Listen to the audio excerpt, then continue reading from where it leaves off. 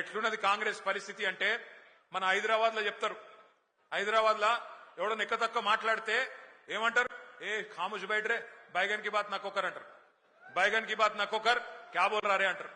నిజంగా కూడా కాంగ్రెస్ వాళ్ళు ఏం చేసిరంటే హైదరాబాద్ వాళ్ళు నమ్మలే. మీరు హైదరాబాద్ లో ఒక్క సీటు కూడా కాంగ్రెస్ కు మీరు ఇయ్యలే.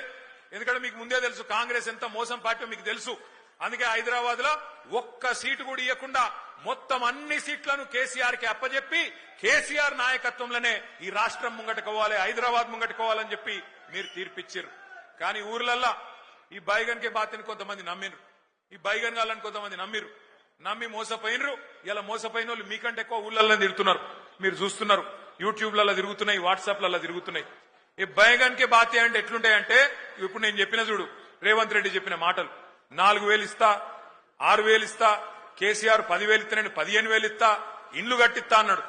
ఇందిరమ్మ రాజ్యం అంటే ఇల్లు గులగొట్టుడేనా? ఇందిరమ్మ రాజ్యం ఇందిరమ్మ రాజ్యం ఇందిరమ్మ రాజ్యం అంటే నువ్వు వచ్చినాక హైదరాబాద్ లో కొత్తగా ఒక్క ఇటుక పెట్టింది లేదు, ఒక ఇల్లు కట్టింది లేదు, కొత్తగా ఒక రోడ్ వేసింది లేదు, ఒక బ్రిడ్జ్ కట్టింది లేదు. కానీ ఎన్ని ఇండ్లు గులగొట్టినావు? ఎంతమందిని ఇండ్లలో ఉండే మా గరీబోళ్లను ఎంతమందిని రోడ్డు మీదకి నూకినావు? నీ హైడ్రా బుల్డోజర్ల అరాచకం ఆగాలంటే ఖచ్చితంగా మన అభ్యర్థి గెలవాలి. ఇవాళ జరుగుతున్న ఈ పోరాటం ఏదైతున్నదో తెలంగాణలో ఉన్న గరీబులకు, తెలంగాణని ఇవాళ గద్దల్లాగా తన్నుక తింటున్న కాంగ్రెస్ వాళ్లకు మధ్యనే జరుగుతా ఉన్నది. మీరు దయచేసి